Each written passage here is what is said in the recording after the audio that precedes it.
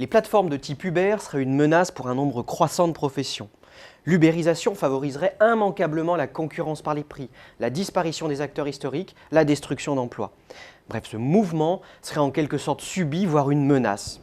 Ce n'est pas toujours le cas, car il renferme aussi un certain nombre d'opportunités pour les acteurs en place. Prenons l'exemple des métiers du droit avec les Legal Tech. Testamento.fr, demandejustice.com, Captain Contrat ou legalstart.fr.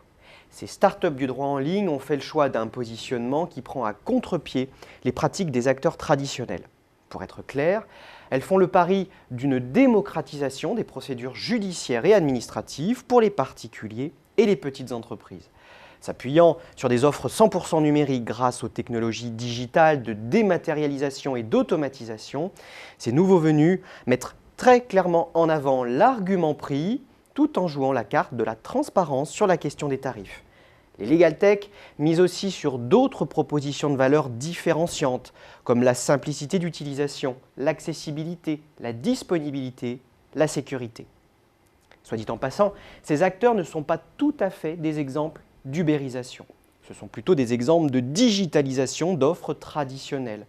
Car je vous rappelle que l'ubérisation fait référence à la plateforme californienne de voitures avec chauffeur Uber, qui consiste à fédérer à très grande échelle, d'un côté des individus non salariés et de l'autre des clients qui peuvent par la suite évaluer le service. Aujourd'hui, certaines Legal Tech sollicitent les avocats pour qu'ils se fassent référencer sur des plateformes en ligne de mise en relation, c'est-à-dire finalement ubérisées. Dans ce cas, c'est sans conteste une source intéressante de revenus complémentaires pour les cabinets de petite taille et les jeunes avocats en quête d'audience et de visibilité. Mieux, les Legal Tech les poussent à réagir, à innover et à se moderniser. Le barreau de Paris a ainsi créé un incubateur en 2014. Le Conseil national des barreaux a pour sa part lancé une plateforme de référencement. Les plateformes robots dont nous avons parlé incitent aussi les cabinets à automatiser une partie des actes juridiques de leurs propres clients pour concentrer leurs efforts sur des services à plus forte valeur ajoutée, source finalement de gains de productivité. Ces plateformes pourraient enfin servir d'exemple à certains cabinets d'avocats pour mettre en place des offres low cost pour les procédures les plus basiques, comme cela se fait dans l'expertise comptable. Mais arrêtons d'opposer systématiquement l'ancien et le nouveau monde. Il appartient maintenant aux acteurs traditionnels de construire des alliances stratégiques avec les Legal Tech qui prendraient la forme d'écosystèmes d'innovation, un peu à l'image de ce qui se fait actuellement entre les banques et les startups de la finance.